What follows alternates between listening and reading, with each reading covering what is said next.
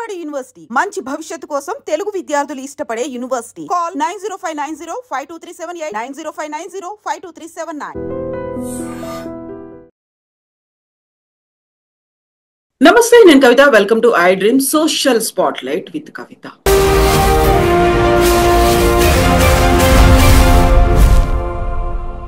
ఒక కులోన్మాద హత్య దేశవ్యాప్తంగా సంచలనం కలిగించింది. దాదాపుగా 7 ఏళ్ల తర్వాత కోర్టు తీర్పునిచ్చింది. ఒకరికి ఉరిశిక్షని, మిగతా 6గురికి యావజ్జీవ కారాగార శిక్షని విధించింది. ఇది మాత్రమే సరిపోతుందా? యాక్చువల్ గా మార్పు రావాల్సింది ఎవరిలో? ఎప్పుడు వివక్ష పోతుంది? అటు పేరెంట్స్, ఇటు పిల్లలు ఏం ఆలోచించాలి? కమ్యూనికేషన్ గ్యాప్ ని ఎలా ఫిల్ చేసుకోవాలి? ఓవరాల్ గా సమాజం ఎప్పుడు మార్పు చెందుతుంది? మాట్లాడుకుందాం. బోల్డ్ అన్ని విషయాలున్నాయి. మనతో పాటుగా ఉన్నారు ప్రముఖ హ్యూమనిస్ట్ బాబు గోగినేని గారు. బాబు గారు నమస్కారం అండి. నమస్కారం అండి. సో అమృత ప్రణయ్ ఇష్యూ దేశవ్యాప్తంగా సంచలనం కలిగించింది. ప్రతి ఒక్కరి హృదయాలని కలిచివేసినటువంటి సంఘటన. At the same time father Maruthi Rao మాకు ఆదర్శం. ఒక ఫ్యాన్ క్లబ్లు ఏర్పడ్డాయి. మారుతీరావు అంకుల్ ఫ్యాన్ ని నేను అని చాలా గర్వంగా చెప్పుకుంటున్నారు. అంకుల్ హ్యాట్స్ ఆఫ్, అమర్ రహే మారుతీరావు. ఇలాంటి పోస్టింగ్లు అనేవి కూడా కనిపిస్తుంటాయి. 2 రకాల వరల్డ్స్ లో మనం ఉన్నామా అనిపిస్తోంది. యాక్చువల్ గా ఎందుకండి ఇలాంటి పరిస్థితి ప్రతిసారి పదే పదే మనం మాట్లాడుకునేలా చేస్తోంది? మొదటి విషయం అండి, ఈ తీర్పు వచ్చిన టైంలో హత్యకి గురైన ప్రణయ్, తన తల్లిదండ్రులు, తన అటు సైడ్ కుటుంబ సభ్యులు, తను ప్రేమించి పెళ్లి చేసుకుని తను వెళ్ళిపోయాక ఒంటరిగా ఉంటూ చాలా కాలం వారిద్దరి బిడ్డని పోషించుకుంటున్న అతని ఫార్మర్ వైఫ్, వారి బిడ్డ, వీరందరినీ మనం ఫస్ట్ తలుచుకోవాలండి. ఎందుకంటే వీరందరూ విక్టిమ్స్.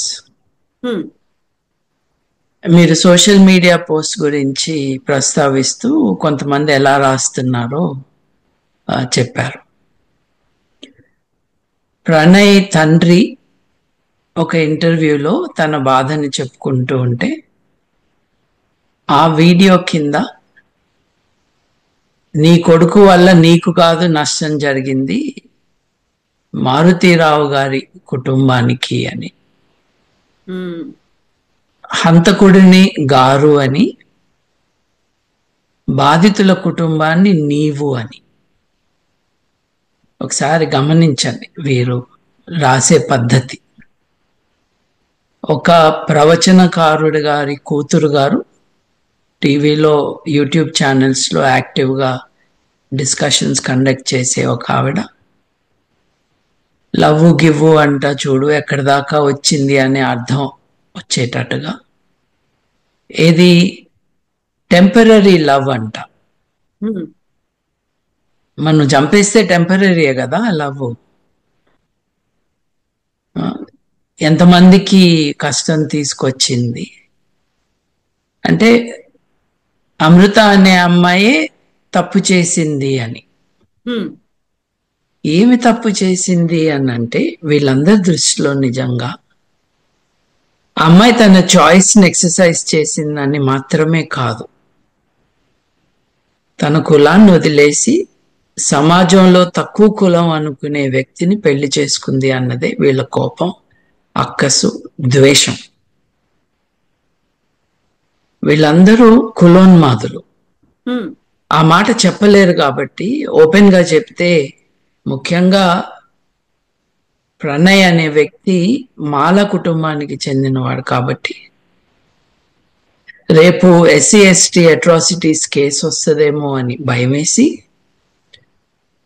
అమృత మీద దాడి చేస్తాడు. చూడండి, నువ్వు చేసిన తప్పు కారణంగా అతను చనిపోయాడు,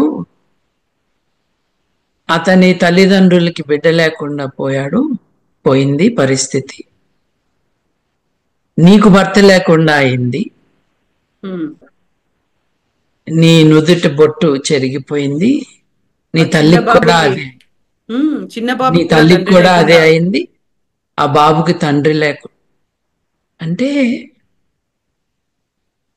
ఈ అమ్మాయి బాధితురాలా? ఈ అమ్మాయి ఇదంతా చేసిందా పాపం?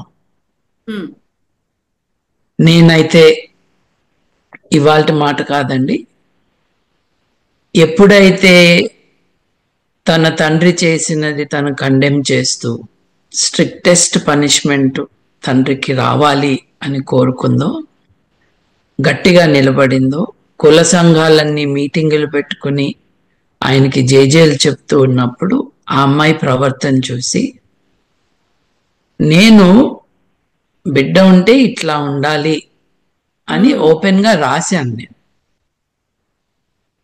బిడ్డ ఉంటే అలాగే ఉండాలండి. తన జీవితంలో తన సహచరుణ్ణి తను ఎన్నుకుంది. అతనేమి రౌడీ కాదు, మోసకారి కాదు, తాగుబోతు కాదు. పాపం ఇద్దరు చిన్నపిల్లలే కదండి, 20లో ఉన్నారు. అక్కడే మెయిన్ కన్సర్న్ కూడా కనిపిస్తుంది. యాక్చువల్ గా ఏజ్ డిసైడింగ్ ఏజ్ అయినా, ఒక నిర్ణయాలు తీసుకోవాలి జీవితానికి సంబంధించి, భవిష్యత్తుకు సంబంధించి, ఒక పెళ్లికి సంబంధించి అనేది, ఆ ఏజ్ ని ఎలా యాక్సెప్ట్ చేయాలి? ప్రేమ అది వేరే చర్చ అండి. ఉమ్, ఇప్పుడు ప్రేమ అన్నది కలుగుతుందండి ఏజ్తో. ఎలా ప్రేమ? ఇప్పుడు పెళ్లి ఎప్పుడు అన్నది నిర్ణయం తీసుకోవాలి. ప్రేమ అన్నది న్యాచురల్ గా వస్తుంది.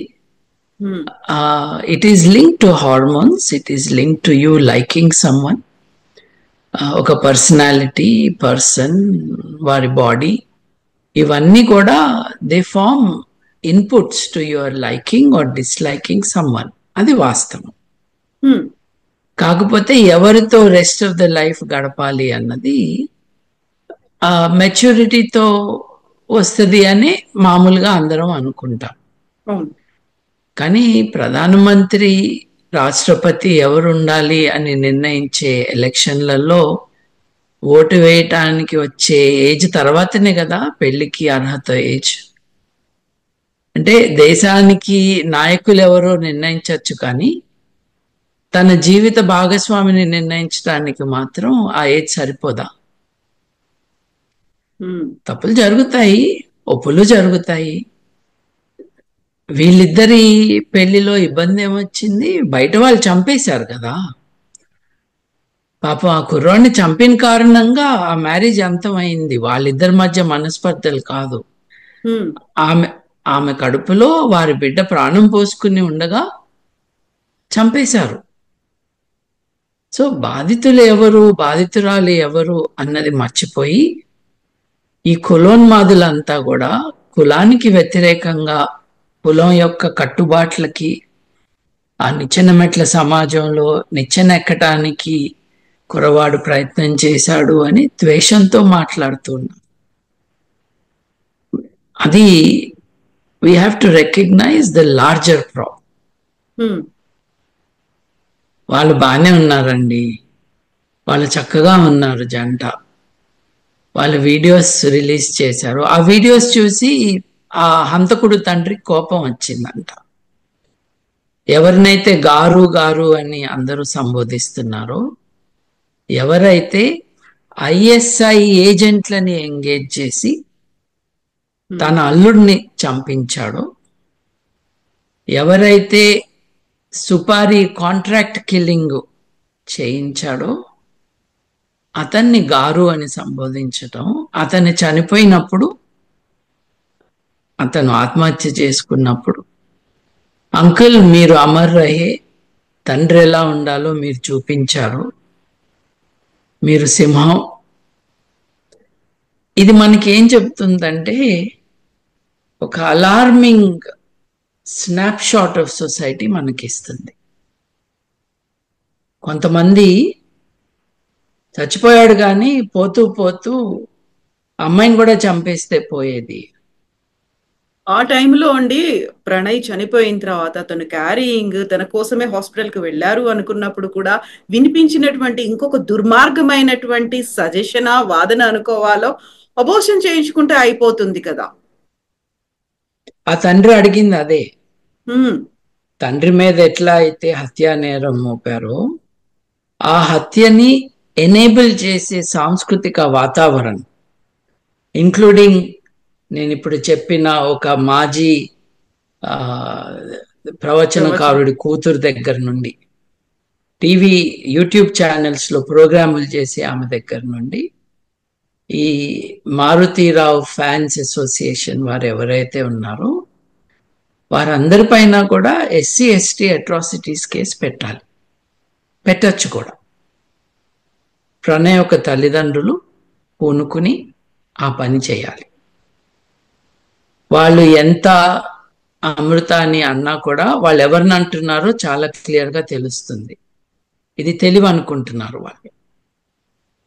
కానీ ఈ నేరంలో భాగస్వామ్యం ఇది ఆ కల్చరల్ అట్మాస్ఫియర్ క్రియేట్ చేయడంలో కులోన్మాదానికి ఒక స్ట్రాంగ్ రోల్ ఉన్నది. చనిపోయిన తర్వాత కూడా, హత్య తర్వాత కూడా అదే ద్వేషాన్ని రగిలించటం, ప్రమోట్ చేయటం, స్ప్రెడ్ చేయటంలో పాలు పంచుకున్న అందరూ, ఇన్క్లూడింగ్ జడ్జ్మెంట్ వచ్చిన తర్వాత ఇష్టం వచ్చినట్టు మాట్లాడిన వారందరికీ కూడా ఎస్సీ ఎస్టీ కేసులు అంటే ఏంటో అర్థమయ్యేటట్టు చేయాలండి. ఎందుకంటే హత్యని ప్రోత్సహిస్తున్న వాళ్ళు ఇంకొకళ్ళని కూడా చంపితే బాగుంటుంది కదా అనేవాళ్ళు, వాళ్ళు నేరస్తులండి. వాళ్ళు నేరస్తులు. రేపు ఎల్లుండి ఇంకొక ఇటువంటి హత్య జరిగినప్పుడు దాన్ని నార్మలైజ్ చేసి చంపటమే అసలు సమస్య లేదు అక్కడ, కానీ చంపటమే పరిష్కారం అనుకునే వాళ్ళకి తగిన బుద్ధి చెప్పకపోతే ఇది ఇంకా వైడ్ స్ప్రెడ్ అవుతుంది. మీరు క్రితంసారి నాతో మాట్లాడించినప్పుడు నేను మీకు స్టాటిస్టిక్స్ ఇచ్చాను. నిజంగా ఇది జరుగుతున్నది పాకిస్తాన్లో, మిడిల్ ఈస్టర్న్ కంట్రీస్లో చాలా ఎక్కువగా జరుగుతూ ఉంది. భారతదేశంలో జరగట్లేదని కాదు, కానీ ఎపిడమిక్ ప్రపోర్షన్స్లో లేదు. But it is a matter of time అండి. చంపటం తప్పు కాదు. కులం యొక్క లిమిట్స్, కులం ఇంపోజ్ చేస్తున్న లిమిట్స్ని అతిక్రమించి పెళ్లి చేసుకుంటే వాటిలో ఆ జంటలో లోవర్ కాస్ట్ అని వాళ్ళు అంటున్న వారిని హత్య చేయాలని ఆ భావన, ఆ ఉద్దేశం నార్మలైజ్ చేస్తూ ఉన్నప్పుడు తక్షణం చర్యలు తీసుకోకపోతే ఇది చాలా వైడ్గా యాక్సెప్టబిలిటీ వచ్చే స్టేజ్కి వెళ్తుంది. ఆ తర్వాత ఇటువంటి హత్యలు ఇంకా ఎక్కువ అవుతాయి. ఇప్పుడు ప్రణయ్ హత్య తర్వాత చాలా హత్యలు జరిగినాయి కదా, ఇటీవల కూడా జరిగింది. దేన్నైతే వారు పరువు హత్యలు అంటున్నారు,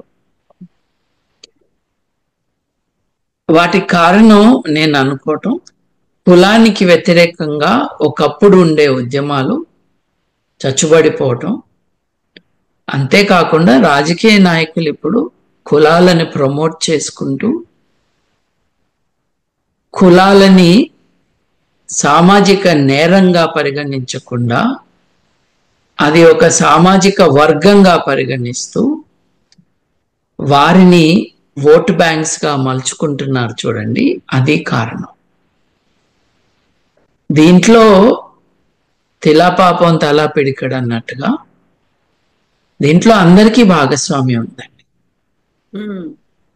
కులంలోనే పెళ్లిళ్ళు చేసుకోవాలి, అదే పెళ్లి చేసుకునే పద్ధతి ఇంకో రకంగా చేసుకోకూడదు అని ఒక సోషల్ ఇన్సెస్ట్, సామాజిక శాస్త్రంలో, సోషియాలజీలో దాన్ని సోషల్ ఇన్సెస్ట్ అంటారు. అటువంటిది ప్రమోట్ చేయటం, పిల్లలు ఓటు వేసే హక్కు ఉన్న పిల్లలే. దేశంలో రాజకీయ నాయకుల్లో ఎవరు ప్రధానమంత్రినో రాష్ట్రపతినో అయ్యే ఎలక్షన్లలో పాలు పంచుకునే వయసు రీత్యా అర్హత పొందిన వారే. తమ జీవిత భాగస్వామిని ఎంచుకోనివ్వకపోవటం అన్నది వారి ప్రాథమిక హక్కులకే భంగం కలిగించేది. నేను క్రితంసారి మీకు ఇంటర్వ్యూలో సుప్రీంకోర్టు జడ్జిలు ఎటువంటి తీర్పుని వెలువడించారో కూడా చెప్పాను. నేను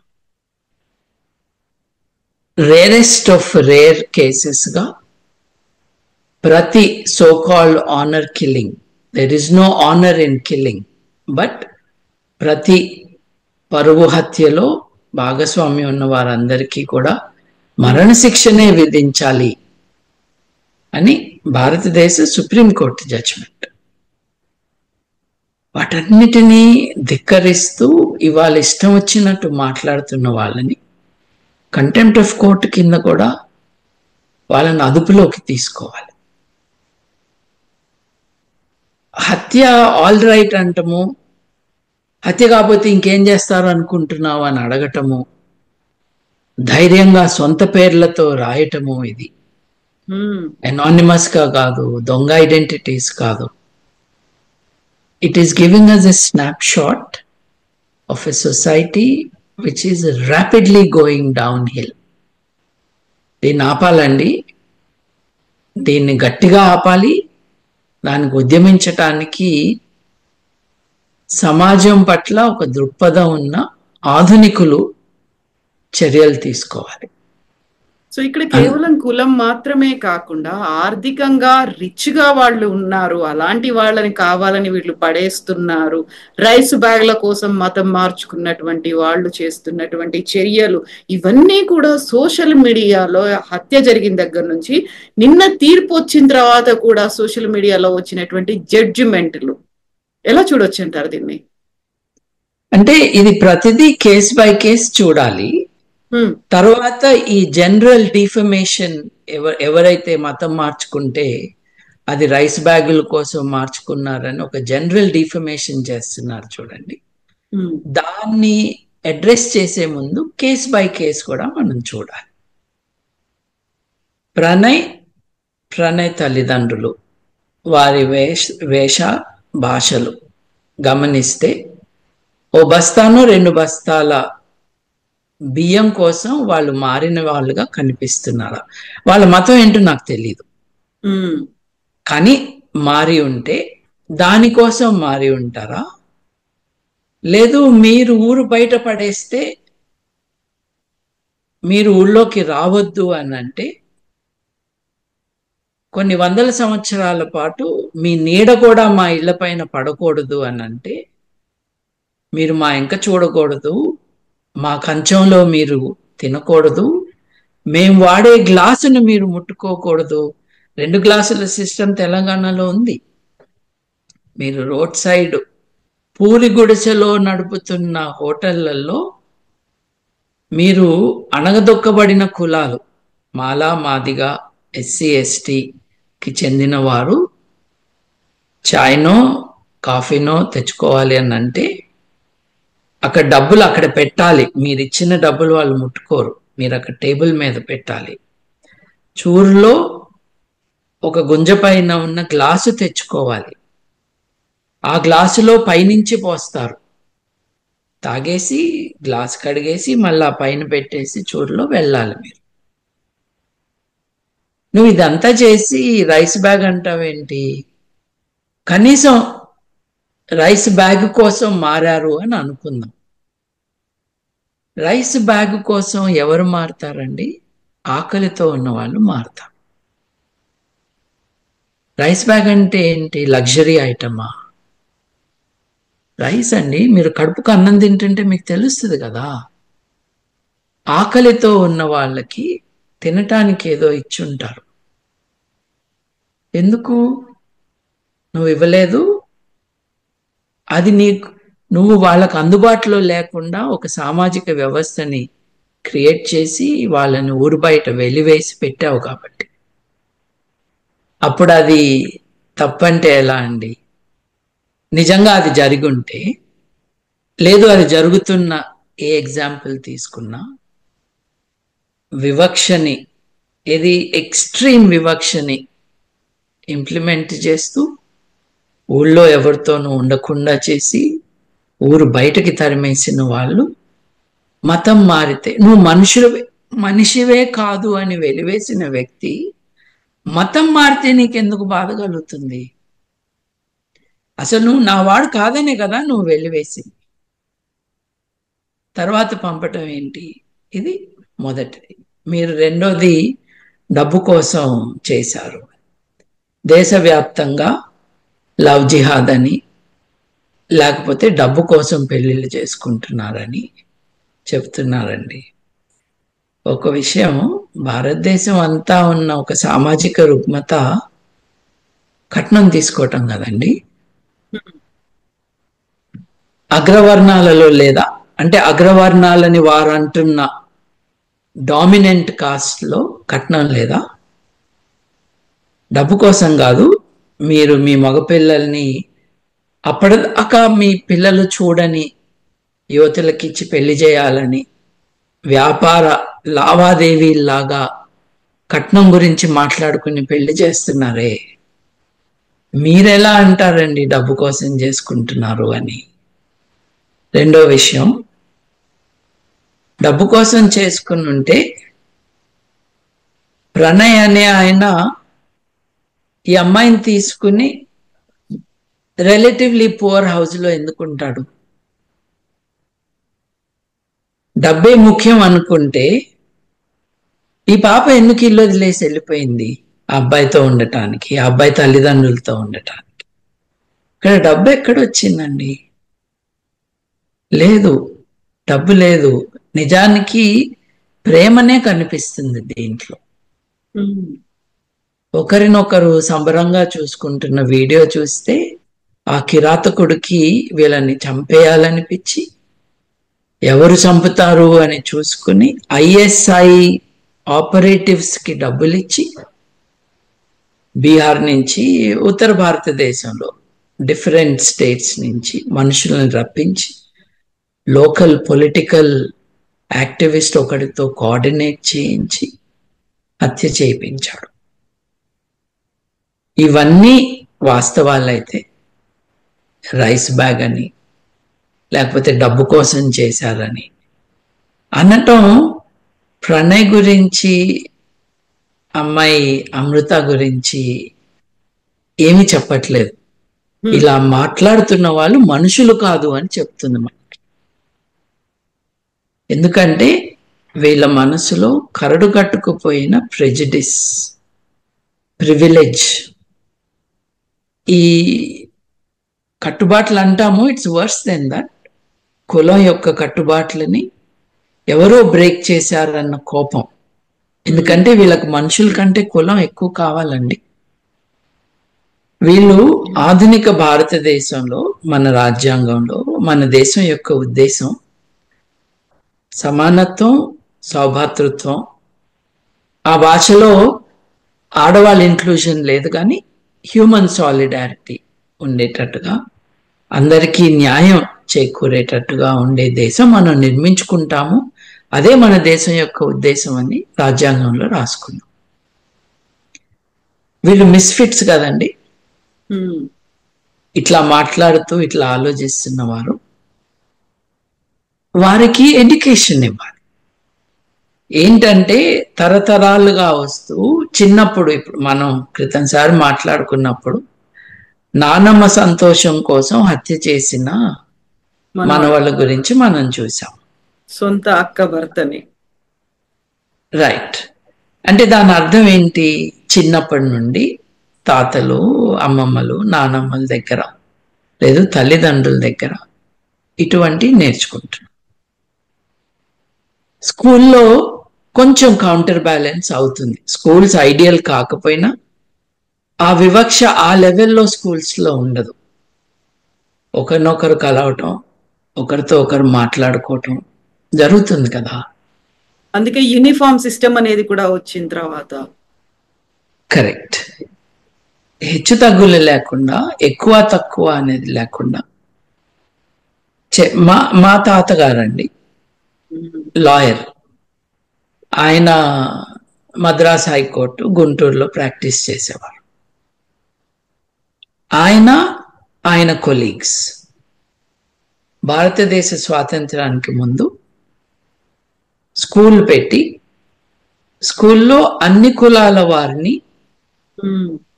ఒకే బెంచ్ మీద కూర్చోబెట్టారు. ఈ రోజు కూడా చాలా గ్రామాల్లో జరగట్లేదండి. నేను 1930s, 40s గురించి చెప్తున్నా. అంటే ఒక 100 years ఎఫర్ట్ చేస్తే కూడా ఇంకా ఇబ్బందులు ఉంటాయి. కానీ వారు చేసిన ప్రయత్నం వారి జీవిత కాలంలో వారు రీజనబుల్ సక్సెస్ చూశారు.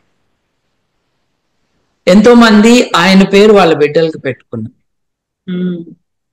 బికాజ్ మా నాన్నగారు ఆయన పేరు నాకు పెట్టినట్టుగా. బికాజ్ సమాజంలో మార్పు తీసుకొచ్చిన కొంతమంది పట్ల వారు ఒక రెకగ్నిషన్, ఇది గ్రాటిట్యూడ్ అనొచ్చు, but more than that it is a recognition. అలా లేదు కదా ఇవాళ కులం పేర్లు తగిలించుకోవటమే పరువు అనుకుంటున్నారు కదా. సో స్వరాజ్యం వచ్చాక మారింది పరిస్థితి.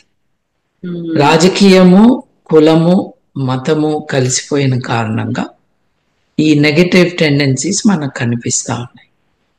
బాబు గారు, మీరు ఇప్పుడు ఒక మాట అన్నారు, ఎడ్యుకేట్ చేయాల్సినటువంటి అవసరం ఉంది. నెగటివ్ టెండెన్సీస్ అనుకున్నప్పుడు ఈ మధ్య కాలంలో కనిపిస్తున్నటువంటి సరికొత్త ట్రెండ్ అనేది మోరల్ పోలీసింగ్ అనేది. అమృత ప్రణయ్కి సంబంధించి, ప్రణయ్ చనిపోయిన తర్వాత, బాబు పుట్టిన తర్వాత అమృత తనకంటూ ఒక ఇంట్రెస్ట్ ఉంది, దాన్ని డెవలప్ చేసుకుంది, ఒక యూట్యూబ్ ఛానల్ డెవలప్ చేసుకుంది, తాను రెగ్యులర్ గా ఏ యాక్టివిటీస్ చేస్తోంది అనేది కూడా ప్రతి దాంట్లో చూపిస్తున్నారు. పర్టికులర్ గా ఈ మధ్య కాలంలో తను వేసుకుంటున్నటువంటి డ్రెస్ల గురించి కావచ్చు, తను చేస్తున్న పనుల గురించి కావచ్చు, తను ఎంజాయ్ చేస్తుంది, వెకేషన్స్ స్పెండ్ చేస్తుంది. దీంతో పాటుగా కరెక్ట్ గా జడ్జిమెంట్ వచ్చిన తర్వాత ఎంతలా అబ్జర్వ్ చేస్తున్నారంటే ఆ అమ్మాయిని, అమృత ప్రణయ్ అనే పేరు తీసేసింది, ఇప్పుడు అమృత వర్షిణి అని పెట్టుకుంది అనేది సోషల్ మీడియాలో రన్ అవడమే కాదు, డిజిటల్ ప్లాట్ఫామ్స్ అన్నిట్లలో కూడా, కొన్ని న్యూస్ ఛానల్స్ లో కూడా దాన్ని హైలైట్ చేసి చూపించడం. నిన్న తీర్పు వచ్చిన తర్వాత అమృత ఎక్కడ వెళ్ళిపోయింది, కనిపించట్లేదు, ఫోన్ స్విచ్ ఆఫ్ చేసుకుంది, సో డిటాచ్ అయిపోయిందా, తీర్పు రాగానే ఇంక వదిలేసిందా, ఆ స్టేజ్ దాకా వెళ్ళి మాట్లాడే పరిస్థితి. నిజంగా మీరు అన్నట్టుగా ఒక ఎడ్యుకేషన్ సరిపోతుందంటారా దీనికి? కరెక్ట్ ఎడ్యుకేషన్ అంటే ఈ టైప్ ఆఫ్ బిహేవియర్ మనకు ఉండదు కదండి. నేను బై ఎడ్యుకేషన్ 2-3 ఫార్ములాస్ 5-6 ఎక్కాలు నేర్చుకోవటం కాదు కదా. నేను అనేది విద్య, మాట, మన్నన ఇవన్నీ కూడా నేర్పించటం స్కూల్లో టీచర్లు, ఇంట్లో తల్లిదండ్రులు చెప్పటం అన్నది చాలా ముఖ్యం. ఒక multi cultural society, multi layered society, వివక్ష బాగా ఉన్న సమాజం, దీంట్లో మనం మనుషులుగా మన బాధ్యతని ఎలా నిర్వర్తించాలి, మనం ఏమి నేర్చుకుంటే కరెక్ట్గా మనం బిహేవ్ చేయగలుగుతాము అన్నది would be the essence of education. ఎందుకంటే ఈ ఫార్ములాస్ బుక్ చదివినా వస్తాయి కదా, కానీ ఈ ప్రవర్తన, వీరి వర్తన ఎలా ఉండాలి అన్నది నేర్పించే సమాజానికి వాళ్ళు they are fit for society అన్న స్టేజ్కి తీసుకురావటానికి స్కూల్ వ్యవస్థ కావాలండి, విద్యా వ్యవస్థ కావాలండి, ఆధునిక విలువలు నేర్పించాలండి. ఇకపోతే మీరు అన్నారు చూడండి, సోషల్ మీడియాలో కామెంట్స్ చేస్తూ ఉన్నారు, వీరు మోరల్ పోలీసింగ్ చేస్తున్నారు. మోరల్ పోలీసింగ్ కంటే కూడా నా దృష్టిలో వీళ్ళు స్టాకింగ్ చేస్తున్నారు. అంటే ఒకరిని వెంటబడుతున్నారు, వారి జీవితాన్ని వారి ఇష్టం వచ్చినట్టుగా మలుచుకోవటానికి అవకాశం అంటే వీళ్ళెవరు వెళ్ళి ఆ అమ్మాయిని రోడ్డు మీద అడ్డం నుంచుని ఇది చెయ్యొద్దు అనే వాళ్ళు కాదు. కానీ ఆధునిక సమాజంలో మన లైఫ్స్ ఏమిటి అనంటే they are partly real, they are partly virtual. ఇప్పుడు ఫోన్లోనే ప్రపంచం అంతా అందరి చేతిలోకి అందుబాటులోకి వచ్చిందండి. ఫోన్లో చాలా మంది ఫోను బయట, ఫోను లోపల బతుకుతూ ఉన్నారు. ఏదైనా ఒక వార్త చూస్తే స్పందించటము, దాంట్లో రాయటం. ఒకప్పుడు ఈ పాన్ డబ్బా దగ్గర బీడీలు కొనుక్కోవటానికి, పాన్ చుట్టించుకోవటానికి వెళ్ళి అక్కడే ఒక కాఫీ తాగి ఓ నలుగురిని కలిసి మాట్లాడుకునే అడ్డాలుగా ఉండేవి ఇటువంటి ప్లేసెస్. ఈరోజు అడ్డాలు లేవు కదండి. న్యూస్ పేపర్ కొనడానికి మీరు పాన్ డబ్బా దగ్గరికి వెళ్ళక్కర్లేదు, మీకు నెట్లో వస్తుంది. మీరు సోషలైజ్ అవ్వటానికి సోషల్ మీడియాని వాడుతున్నారు. నిజానికి అది యాంటీ సోషల్ మీడియా మోస్ట్లీ, కానీ దాన్నే వాడుతున్నారు. కొత్తగా అడ్డా ఏదైతే క్రియేట్ అయిందో అది వర్చువల్ అడ్డా అండి. చాలా మంది దాంట్లో బతుకుతున్నారు. వారి భావాలు, వారి వికారాలు అన్నీ కూడా అక్కడే ఎక్స్ప్రెస్ చేసుకుంటున్నారు. ఇప్పుడు సైబర్ చట్టం ఎందుకు ఉంది అని అంటే, దాంట్లో వీళ్ళు కాంట్రిబ్యూట్ చేస్తూ సమాజంలో అలజడి తీసుకురావటానికి, నేర ప్రవృత్తిని ముందుకు తీసుకువెళ్ళటానికి రిజల్ట్స్ గా కనిపిస్తున్నాయి. కాబట్టి that needs to be curtailed or punished. So మీరు అన్నారు కదా, ఈ అమ్మాయి తన బిడ్డతో ఆడుకుంటుంది, చూడు చూడు బొట్టు పెట్టుకుంది, విధవ కదా, చూడు నవ్వుతుంది, ఇంకా ఏడవాలి కదా అని మాట్లాడే ఈ పర్వర్జన్ ఏదైతే ఉందో, ఈ మానసిక రోగులు ఎవరైతే ఉన్నారో వాళ్ళందరినీ మనం కంట్రోల్ చేయలేమండి. రెండోది, ఐ హోప్ అమృత అవన్నీ చూడరు అని.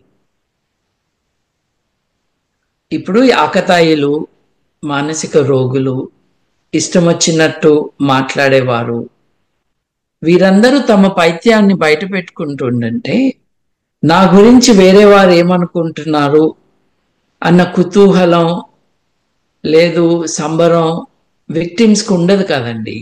పాపం ఆవిడ విక్టిమ్ దీని అంతటికి.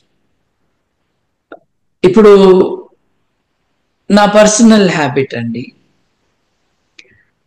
నేను టీవీలో మాట్లాడినా, ఇట్లా డిస్కషన్లో పాల్గొన్నా, ఆ డిస్కషన్ కింద కామెంట్స్ వచ్చేవి నేను చాలా చాలా రేర్గా చూస్తాను. నాకు అవసరం లేదు. ఎందుకు అవసరం లేదనంటే, నాతో చర్చ చేసే వాళ్ళు స్టూడియోలో నాతో మాట్లాడారు కదా, లేదు ఒక యాంకర్ గారు నాతో మాట్లాడించారు కదా, నా సంభాషణ అక్కడే. దాని కింద బూతులు తిట్టడానికో, లేకపోతే వన్ లైన్లో నువ్వు తప్పు చెప్తున్నావనో నువ్వు ఒప్పు చెప్తున్నావనో వచ్చిన వారు ఆ సంభాషణలో భాగం కాదు. నేను రాజకీయ పార్టీ నడపట్లేదు కదా, నా వెనక ఎంతమంది ఉన్నారో నాకు అవసరం లేదు. నా భావం నేను చెప్తున్నాను అంతే. బాబు గారు, ఇక్కడ ఇంకొక అబ్జర్వేషన్, ఇప్పుడు నడుస్తున్నటువంటి ఒక ట్రెండ్ అని కనుక చూసినట్టయితే, నిన్న తీర్పు వచ్చింది. తీర్పు వచ్చిన తర్వాత ఒక 6 కుటుంబాల లెక్క చెప్తున్నారు. అక్కడ అమృత, ప్రణయ్ వాళ్ళ ఫ్యామిలీ చెప్తున్నారు, మారుతీరావు గారు ఆత్మహత్య అంటే మొత్తంగా 8-9 ఫ్యామిలీలు ఎఫెక్ట్ అయ్యేలా చేసింది అనేది ఒక రకంగా ఆమెను తిట్టడమే కాదు, శాపాలు పెడుతున్నటువంటి పరిస్థితి కనిపించింది. నిన్నది కోర్టు ఆవరణలో చూసాం. At the same time Maruthi Rao పెంపకానికి సంబంధించో, లేకుంటే మారుతీరావుని ఒక తండ్రిగా ఆయన సరైన నిర్ణయమే తీసుకున్నాడు అనేటువంటి వాదనలు, ఈ 2 రకాల యాంగిల్స్ ని ఎలా చూడొచ్చు అంటారు? ఎలా అండి, మన క్రిమినల్ లా చట్టం నేరాలని నిర్ణయించే క్రిమినల్ లా ఏదైతే ఉందో దాని ఆధారంగానే చూడాలి ఇవి. ఇప్పుడు నేరాన్ని ప్రోత్సహిస్తూ బాధితులనే దాడి చేస్తూ ఉన్న వారిని క్షమించకూడదు. 6 కుటుంబాలు 9 కుటుంబాలు, నువ్వు హత్య చేయకపోతే అసలు ఎవరికి ఏమీ అయ్యేది కాదు కదా. నువ్వు హత్య చేయిస్తే అది ₹1,00,00,000 ఇచ్చి, లేదు ₹1,00,00,000కి బేరం మాట్లాడుకుని నువ్వు చేసిన కారణంగా కదా ఇదంతా అయింది. ఇప్పుడు ఆత్మహత్య చేసుకున్నా, బతికి ఉన్నా ఆ హత్యకి కారకులు ఎవరు, దాని ఇన్స్టిగేటర్స్ ఎవరు, దాని ఫైనాన్సియర్ ఎవరు, కాంట్రాక్ట్ కిల్లర్స్ ని తీసుకొచ్చింది ఎవరు, ఆ వ్యక్తిని కదా మీరు ఐడెంటిఫై చేసి దీని అంతటికీ కారణం ఆ వ్యక్తి అని అనాల్సింది. ఇప్పుడు నువ్వు ఆత్మహత్య చేసుకున్నావు, నీ భార్య నుదిటి మీద బొట్టు చెరిగిపోయింది, దానికి కారణం నీ కూతురు. నువ్వు ఆత్మహత్య చేసుకోకపోతే నీ భార్య విధవరాలు అయ్యేది కాదు. నువ్వు హత్య చేయించకపోతే నీ కూతురు విధవరాలు అయ్యేది కాదు. నీ మనవడు తండ్రి లేకుండా ఉండేవాడు కాదు. నువ్వు ఎవరిని చంపావో ఆ కుటుంబంలో ఆ అబ్బాయి తల్లిదండ్రులకి జీవితకాల క్షోభ ఉండకుండా ఉండేది. ఇది కదా మాట్లాడాల్సింది. ఆదర్శవంతమైనటువంటి తండ్రి మారుతీరావు ఈ స్టేట్మెంట్స్ ఎట్లా చూస్తారు మీరు? ఏం చెప్తారు? ఎట్లా మారుతీరావు రోగినో దీన్ని సపోర్ట్ చేసే వాళ్ళు కూడా మానసిక రోగులే. అతను పెద్ద నేరస్తుడైతే వీళ్ళు చిన్న నేరస్తులు. ఎందుకంటే వీళ్ళు ఎవరికి ఫైనాన్స్ చేయలేదు, కత్తి చేతిలో పట్టుకోలేదు.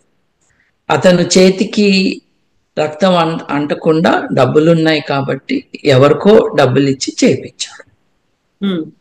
దారుణమైన నేరం చేయించాడు.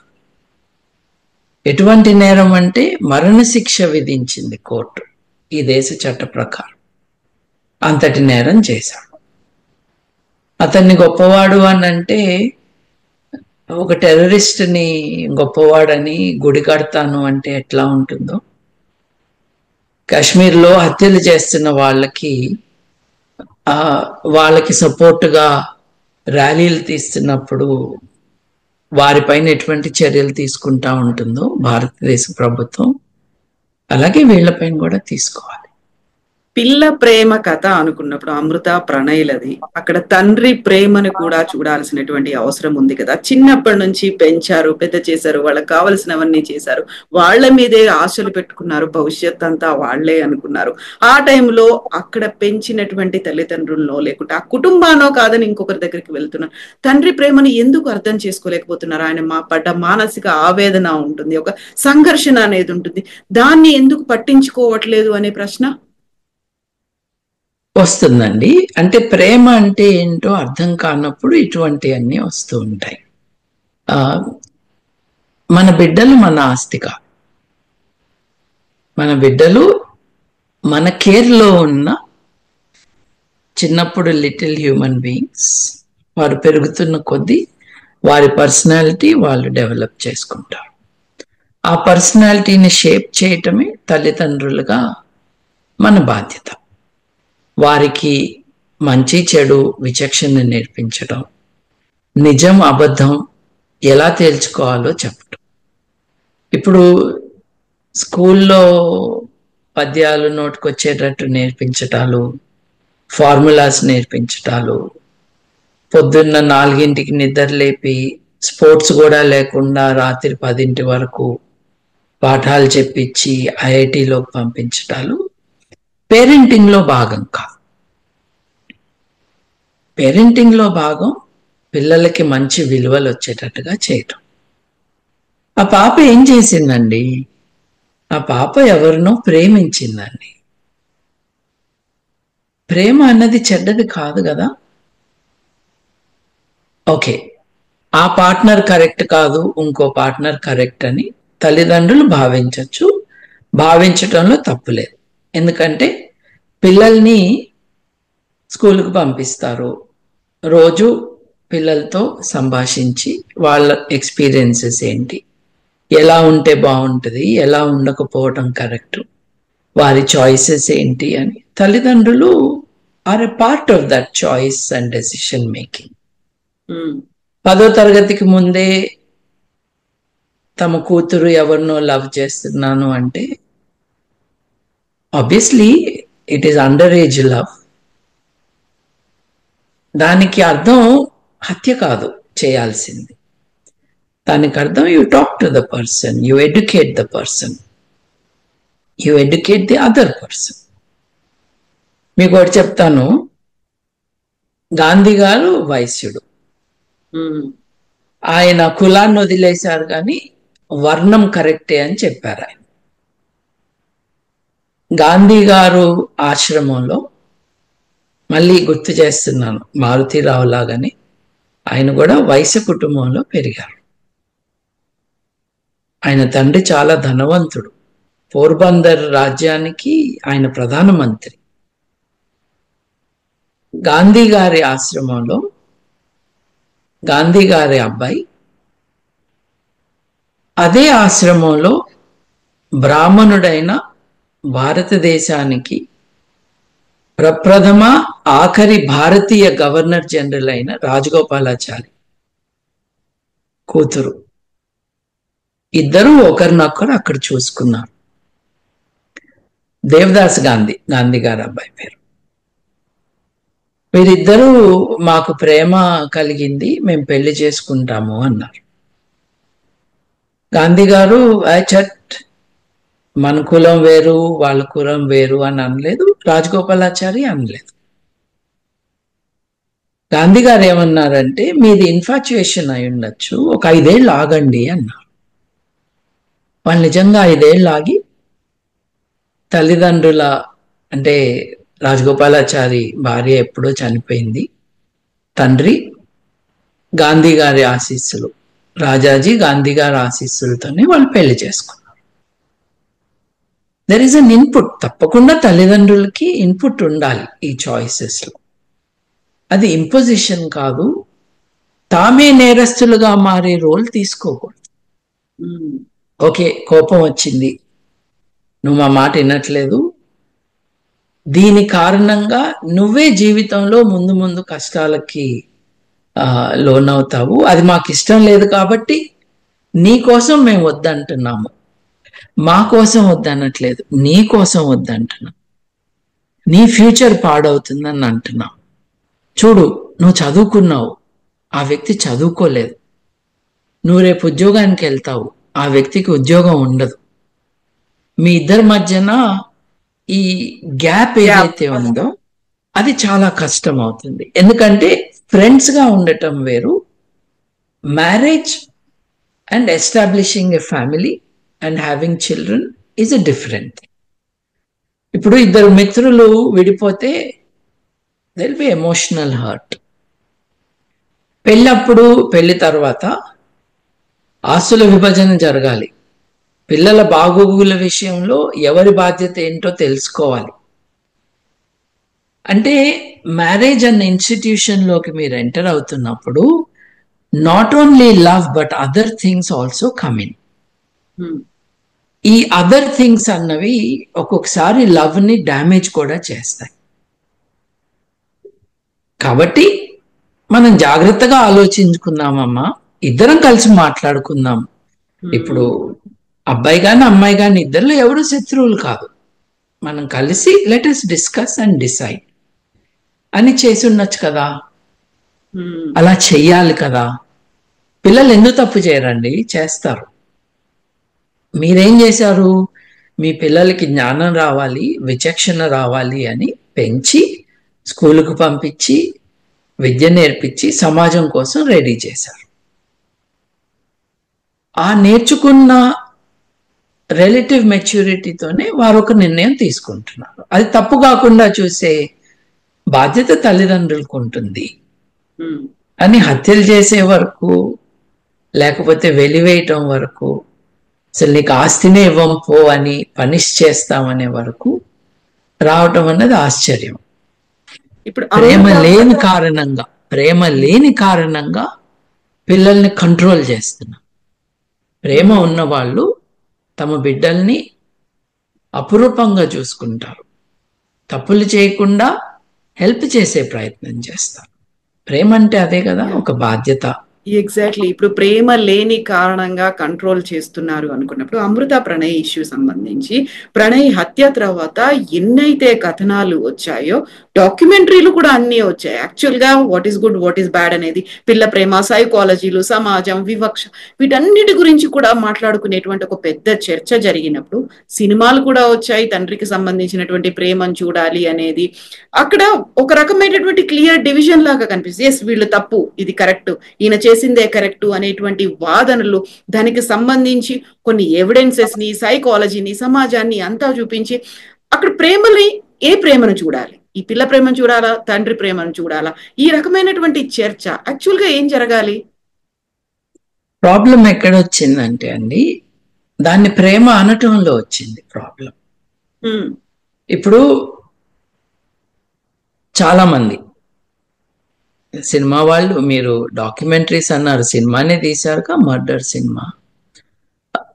చాలా మంది డిస్కషన్ ని వారి తెలివి తక్కువతనం కారణంగా లేదు వారి బుద్ధి లేనితనం కారణంగా, లేదు బాధ్యత లేని కారణంగా మారుతిరావు చూపించింది ప్రేమ అన్నారు. మీరు రెండింటినీ ప్రేమ అన్నాక ఈ డిస్కషన్ సాధ్యమైంది. It's un unnatural discussion, it's a wrong discussion. ఎందుకైంది? నువ్వు దాన్ని ప్రేమ అన్నావు కాబట్టి, నీకు బుద్ధి లేదు కాబట్టి. తండ్రి ప్రేమ అని ఎలా అంటావు? నీ కూతురికి భర్త లేకుండా చేశావు, rarest of rare crimes commit చేయటానికి ఫైనాన్స్ చేశావు, ఫైనల్ గా నీ భార్యకి భర్త లేకుండా నువ్వు చచ్చిపోయావు. ఇది ప్రేమనా? ఇది ప్రేమ అన్న వాళ్ళ ఇళ్లలో ఎలా బతుకుతున్నారు మగవాళ్ళు, ఆడవాళ్ళు, పిల్లలు అని ఒకసారి చూసుకుంటే ఈ రోగుల నుండి వాళ్ళకి రక్షణ కల్పించాలి. ఇది ఎలా ప్రేమ? కసబ్ భారతదేశం మీద ప్రేమతో దాడి చేశాడండి. ఇంగ్లీష్ వాళ్ళు భారతదేశం మీదకి వచ్చింది ప్రేమతోనండి. ఔరంగజేబు దక్కన్ మీదకి వచ్చింది దక్కన్ మీద ప్రేమతోనండి. నేరానికి మీరు ఒక పూత పూసి మీ సినిమా కోసమో మీ నాన్సెన్స్ చెప్పటానికో, లేకపోతే ఒక అణగదొక్కబడిన కులం వాడు వచ్చి మేము పై కులాలంటున్న వాళ్ళని పెళ్లి చేసుకున్నాడన్న కోపం రగిలిపోతూ ఉన్న కారణంగా ఇలా మాట్లాడుతున్నా. డెఫినెట్లీ అది ఉందండి. ఇది కుల హత్య, కుల అహంకార హత్య. అది కనపడకుండా చేయటానికి ఇవన్నీ మాట్లాడారు. చూడండి, కోవిడ్ టైంలో చిలిపిగా ఇదొక వ్యాక్సిన్ డిస్కషన్ అని, ఆడెవడో కెమికల్ ఇంజనీర్ అని, ఈ కొబ్బరి నూనె అమ్ముకునే వాడిని ఒకరిని తీసుకొచ్చి డిస్కషన్ని ఇంకొక డైరెక్షన్లోకి మలచడానికి చాలా మంది ఇర్రెస్పాన్సిబుల్ గా బిహేవ్ చేశారు విత్ నో కాన్సిక్వెన్సెస్. పచ్చడి అమ్ముకునే వాడికి 100 కోట్ల రూపాయల ఆదాయం వచ్చేటట్టు చేశారు రాజకీయ నాయకులు. అంటే ఒక ఉపద్రవంలో చేపలు పట్టడానికి దిగుతున్నారు వీళ్ళు. దీంతో నేను ఏదో ఒకటి చేయొచ్చు అని. వాళ్ళు దీన్ని ప్రేమ అంటే మనం దాని గురించి చర్చ ఏంటండి? ఎలా ప్రేమ? ప్రేమ అంటే ఏంటి? నీ పిల్లల్ని నువ్వు ఆస్తి అనుకోవటం ప్రేమనా? నీ పిల్లల్ని కాపాడటం ప్రేమనా? కాపాడటం అంటే బంధించటం కాదు, వారితో మాట్లాడి వారికి నేర్పించి. ఒకసారి ఇన్ని చేసినా కూడా పిల్లలు. అండ్ ఇంకొకటి, మీరు చట్టంతో వాదించట్లేదుగా, మీరు టీవీ ఛానల్లో మాట్లాడుకుంటున్నారు. చట్టం చాలా క్లియర్గా ఉంది కదా, సుప్రీంకోర్టు జడ్జిమెంట్ చాలా క్లియర్గా ఉంది కదా. నువ్వు చేసిన పరువు హత్య రేరెస్ట్ ఆఫ్ రేర్ క్రైమ్స్, దీనికి మ్యాండేటరీ డెత్ పెనల్టీ ఉండాలి అని జస్టిస్ మార్కండే కట్జు గారు చెప్పారు. చెప్పడం అంటే తీర్పు ఇచ్చారు. తీర్పు ఇవ్వటమే కాదు, ప్రతి ప్రతి డీజీపీకి, ప్రతి పోలీస్ స్టేషన్కి, ప్రతి కోర్టుకి ఆర్డర్ వెళ్ళాలి అని తీర్పులో భాగంగా ఇచ్చారు. అంటే ఈ దేశంలో సుప్రీంకోర్టు ఆజ్ఞలు, తీర్పులు కూడా చట్టమే. చట్టము చట్టమే. హత్య నేరం. హత్య చేసిన వాడికి ప్రేమ ఉందంటావేంటి? బుద్ధి లేనోడా? అవన్నీ కూడా మోసుకెళ్తూ సినిమాల కోసం వాడుకునేవారు ఒక సామాజిక నేరంలో భాగస్తులు.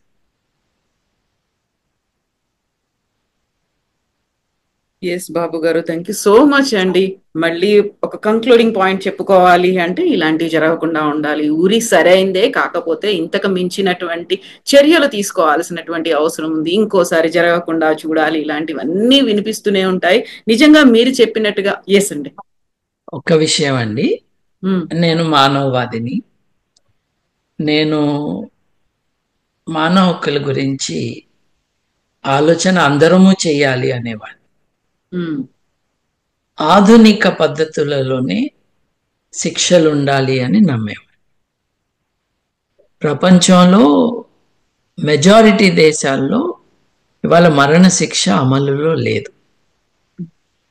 పుస్తకంలో ఉన్నా కూడా, శిక్షా స్మృతుల్లో ఉన్నా కూడా అమలు జరగటం దాదాపుగా ఆగిపోయింది. మరణశిక్ష గురించి కూడా ఆలోచించాలి. శిక్ష పడాలన్న దాంట్లో ఎటువంటి అనుమానం లేదు. అత్యంత కఠినమైన శిక్ష పడాలన్న దాంట్లో కూడా అనుమానం లేదు. లైఫ్ సెంటెన్స్ మీన్స్ లైఫ్ అని ఇప్పుడు కాస్త గట్టిగా మాట్లాడుతూ ఉన్నారు. కొన్ని సెంటెన్సెస్ కి డెత్ పెనాల్టీ మ్యాండేటరీగా ఇవ్వాలి అని అంటున్నారు. ఎందుకు ఇవ్వాలి? అది రివెంజ్ కోసమా, సంస్కరణ కోసమా, సమాజంలో బాధితుల్ని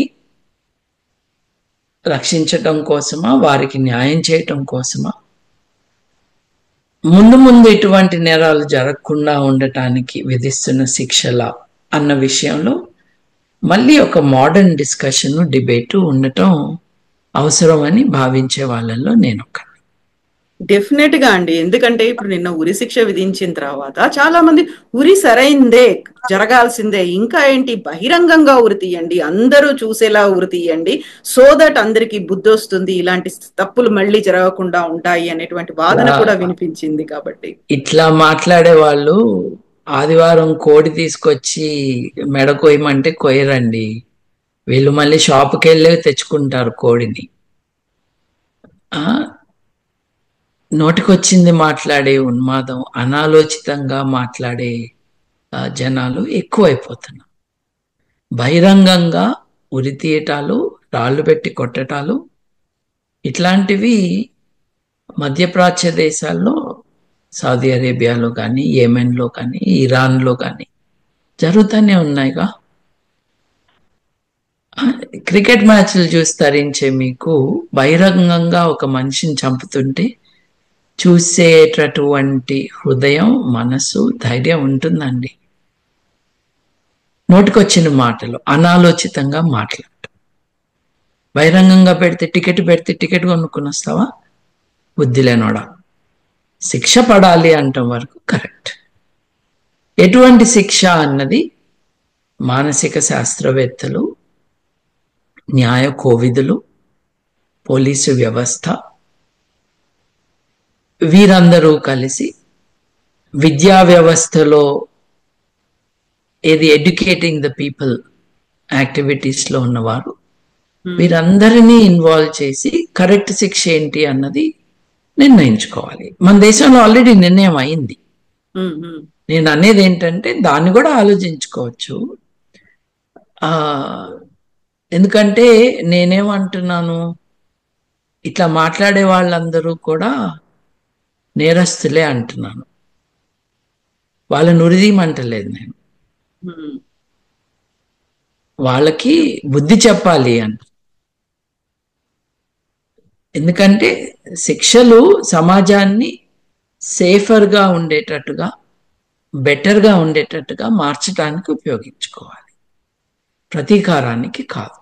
అందుకనే మధ్యప్రాచ్య దేశాల్లో బాధితుల కుటుంబాలు బ్లడ్ మనీ అని తీసుకుని, డబ్బు తీసుకుని వదిలేయమంట.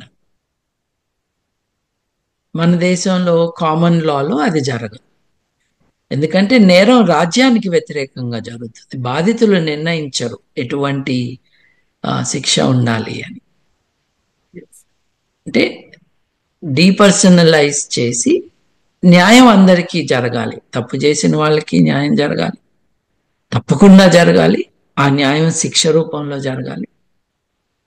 బాధితులకి They need to be supported, compensated. And in this case, పోలీసులని ఇష్టం వచ్చినట్టు పోలీసులను అందరూ తిడుతూ ఉంటారు కదండి. ఎంత బాగా ఇన్వెస్టిగేట్ చేశారండి రంగనాథ్ గారు అండ్ టీం. వారి ఇన్వెస్టిగేటింగ్ ఆఫీసర్, అయ్యో వారి పేరు మర్చిపోయాను నేను, వారు మిర్యాలగూడలో 200 పేజీల ఛార్జ్ షీటు, 100 మంది సాక్షుల్లో 70 మందికి పైగా విచారణకు వచ్చేటట్టు చేసి టెక్నికల్ ఎవిడెన్స్ ఇచ్చి ఒక modern way of presenting so many facts and evidences that the judge could make a decision. ఇది పోలీసు వ్యవస్థని మనం మెచ్చుకోవాలి. They did something and fairly quickly. మీరు 7 సంవత్సరాలు అన్నారు, 20 ఏళ్లకు కూడా శిక్షలు పడని చాలా నేరాలు ఉన్నాయి కదండి. దీంట్లో కరెక్ట్గానే చేశారని నేను అనుకుంటున్నాను from what I know. Hopefully this brings a closer to the extent it is possible for Pranay గారి కుటుంబానికి, అమృత గారి కుటుంబానికి, వారి బిడ్డకి. తన తండ్రిని చంపిన వాడికి శిక్ష పడింది అని ఆ బిడ్డ పెద్దయినాక తెలుసుకోవాలి. తనకు తండ్రిని లేకుండా చేసిన వారు ఎవరో ఆ బిడ్డ తెలుసుకోవాలి. ఇప్పుడు ఆ ప్రవచనకార కూతురు అని చెప్పాను చూడండి, ఆమె తప్పంతా అమృత చేసిందని చెప్పారు. అట్లాంటి వాళ్ళ మీద కనీసం విమెన్స్ కమిషన్లో కేసు పెట్టాలి. ఎందుకంటే ఇంత దారుణమైన నేరం జరిగినప్పుడు మనిషిగా స్పందించకుండా,